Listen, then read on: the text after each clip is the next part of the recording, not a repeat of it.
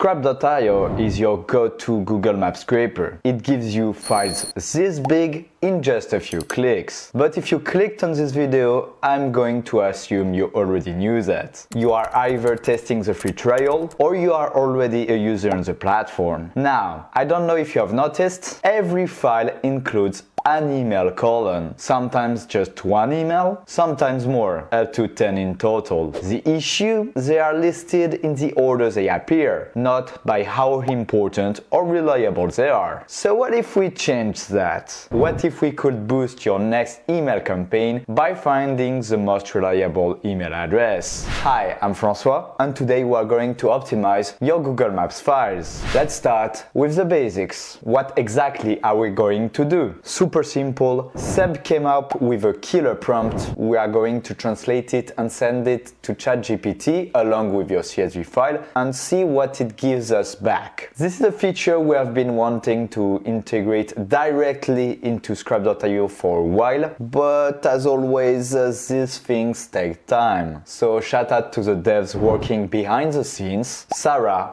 Ballas, and Julien. By the way, if you have an idea to improve Scrap.io, you can vote. The people decide. Just head over to roadmap.scrap.io to check out what's being discussed, what's being requested, or what's already being in progress. Now, let's get into the tutorial. Alright, ladies and gentlemen, it's time to organize our email addresses. But before we directly take a look at the prompt, maybe it's a proper time to remind you that if it is your first use of Scrap.io, by clicking the link in the description, you have access to your first 100 leads free of charge. To begin with, we can make a Scrap.io search. Let's do that really quick. I target a restaurant in the US, in Nashville. Or I can pick up another category this time, let's say marketing agency. I've also implemented some filters, of course. I made sure that the companies were opened, including at least one email address, and main activity only is equal to yes. So once we have that, we can export it. I give a name to my export. I export 38 data rows. And in that particular case, I only want to gather 3 columns: the email, the name, and all emails. I click on export and I see you back in a minute.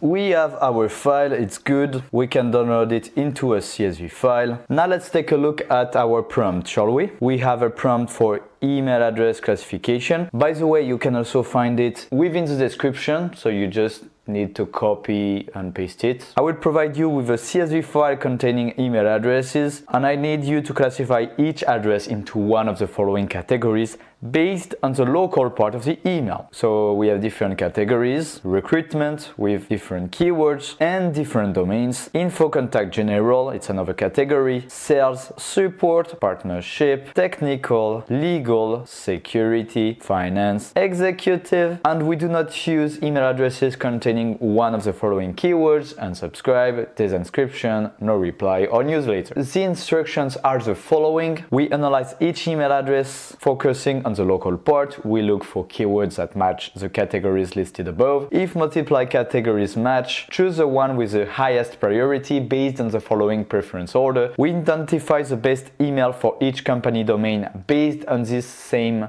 preference order. Finally, we generate a table with the following columns: original email, category, best email. I've already tried it out along with my CSV file, of course. I assume you don't care much about the details. What's more important is the result. And I was gladly surprised because we don't need to use Python. We don't have to copy and paste code. So that's the good news about it. We can directly download our table. However, I was surprised that I transformed a 30 data rows file into an 82 data rows file. We have said it previously, but a company can contain multiple email addresses, so it implies that among the 30 listed companies are included 82 email addresses. It can work this way, but I've modified it a little bit. I was expecting 30 data rows instead of 82. Apply the prompt for each data row individually, only gathering the best email address. Sorry for my poor grammar, but I guess ChatGPT has understood it nonetheless, because this time I had what I expected and now it works good. And here is what it should